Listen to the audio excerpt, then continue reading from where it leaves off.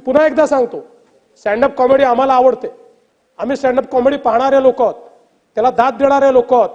पण त्याच्या नावाखाली जसं मध्यंतरीच्या काळामध्ये त्या अलाहाबादियांनी ज्या प्रकारचं स्टेटमेंट दिलं रणवीर अलाहाबादियांनी, हे असल्या गोष्टी आम्ही सहन करणार आहोत.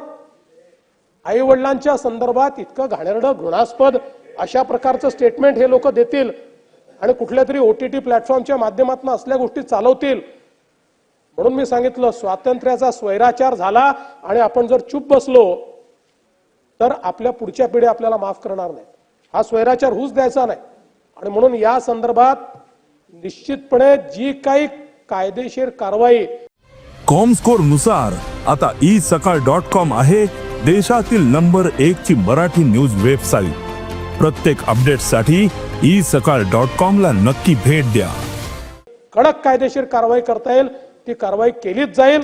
त्यामध्ये कुठल्याही परिस्थितीमध्ये कोणीही कितीही दबाव आणला आणि किती हे जे काही लेफ्ट लिबरल आता विचार तयार झालेले आहेत, त्याला अर्बन नक्षल म्हणा, लेफ्ट लिबरल म्हणा, हे सारखेच आहेत की ज्यांचा उद्देश एकच आहे की समाजातल्या मानकांना अपमानित करणं, देशातल्या संस्थांना अपमानित करणं, देशांच्या इन्स्टिट्यूशनवरनं लोकांचा विश्वास उठला पाहिजे अशा प्रकारची वक्तव्य देणं, अशा प्रकारचं काम करणारे जे लोक आहेत यांना कुठल्याही परिस्थितीत सोडता कामा नये. आणि म्हणून या संदर्भात मी सभागृहाला आश्वस्त करतो, कठोरात कठोर कारवाई ही निश्चितपणे केली जाईल. देश विदेशातील प्रत्येक घडामोडींचे लाईव्ह अपडेट मिळवण्यासाठी आता साम टीव्हीच्या सर्व सोशल मीडिया प्लॅटफॉर्मला लाईक, फॉलो आणि सबस्क्राईब करा.